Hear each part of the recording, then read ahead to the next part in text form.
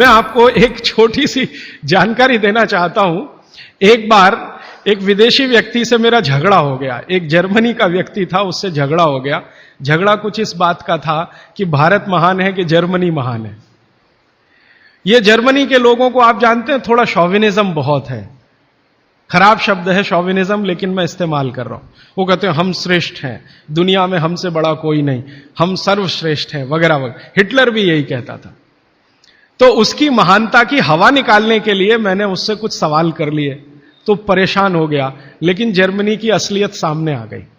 मैंने उसको पूछा तुम्हारे देश में क्या होता है? गन्ना होता है, गन्ना, शुगर केन? तो उसने कहा नहीं होता।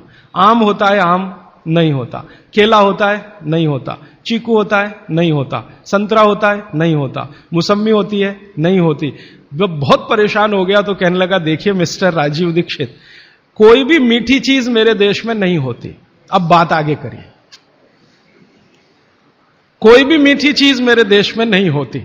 एक वाक्य में उसने खत्म कर दिया। फिर मैंने कहा अच्छा चलो, मीठी चीज नहीं, कड़वी चीज पूछते हैं। मेथी होती है? मेथी? मेथी तो मीठी नहीं है, तो मेथी होती है? उसने कहा नहीं होती। पालक होता है? नहीं होता। चुकंदर होता है? नहीं होता।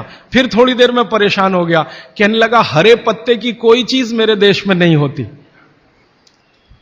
तो मैंने कहा फिर होता क्या है? तो उसने कहा दो ही चीजें हैं, एक तो आलू होता है और एक प्याज होती है। तो आलू को प्याज में मिला के खा लो या प्याज को आलू में मिला के खा लो, और कुछ नहीं होता। फिर मैंने उसको गिनाना शुरू किया कि देखो भारत में क्या क्या होता है। मीठी चीजों में क्या क्या होता है, खट्टी चीजों में क्या क्या होता है, तीखी चीजों में क्या क्या होता है, कसैली या कड़वी चीजें क्या क्या है। 6 रस है ना, षड रस की बात कही जाती है। 6 रस में मैंने गिनाना शुरू किया तो वो कहता है कि यार इसमें तो एक एनसाइक्लोपीडिया लिख जाएगा। मैंने कहा यस, भारत में इतना ही होता है। और मैंने उसको जब ये कहा कि ये हर गांव में होता है, तब तो वो बहुत परेशान हो गए। मैंने कहा हर गांव में होता है, 7,32,000 गांव हैं, हर गांव में ये सब होता है। माने किसी गांव को दूसरे पर निर्भर रहने की जरूरत नहीं है, नमक को छोड़कर। तब उसने कहा कि सच में इंडिया इज ग्रेट। ये ग्रेटनेस है अपने देश की।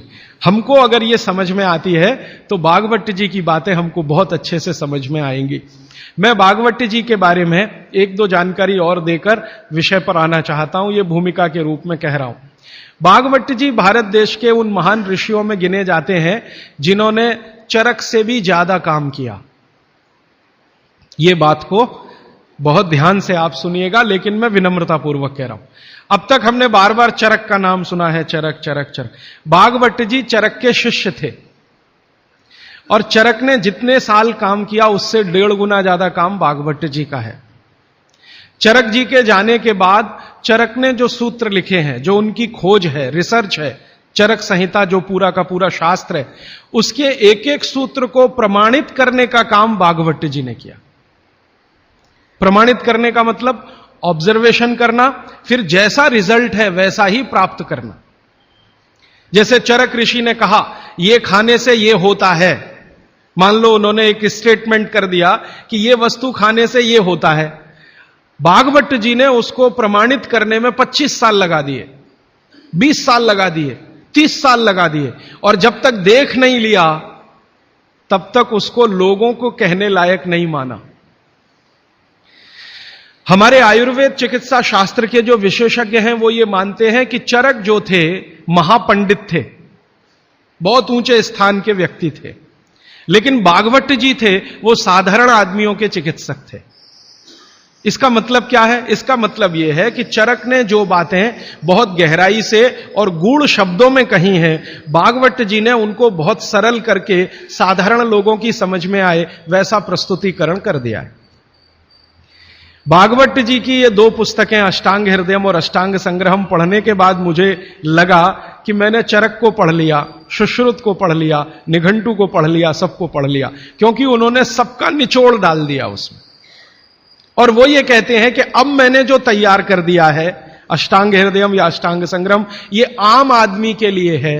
वो चाहे तो इसका पालन करे और अपने जीवन में मेरी तरह से सुखी और निरोगी रहे।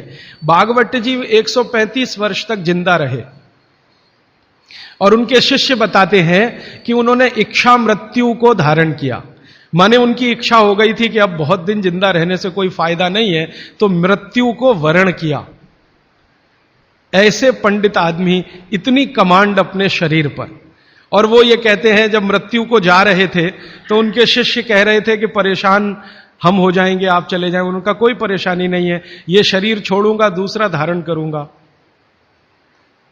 जैसे तुम शर्ट बदलते हो मैं बदल लूंगा, लेकिन अब मुझे जाना चाहिए, इस शरीर का सीमा हो गया है।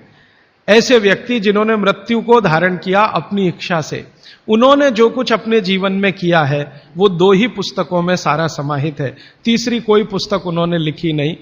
और वही दोनों पुस्तकों में कुल मिलाकर 7000 सूत्र हैं। 7000, 2 पुस्तकों में कुल मिलाकर 7000 सूत्र हैं। सभी सूत्र संस्कृत में हैं, ये तो आप जानते ही हैं, क्योंकि उस जमाने में हिंदी थी नहीं, तमिल थी नहीं, तेलुगु थी नहीं, ज्यादा से ज्यादा संस्कृत ही थी या प्राकृत थी। तो संस्कृत में उन्होंने सब कुछ लिखकर छोड़ दिया।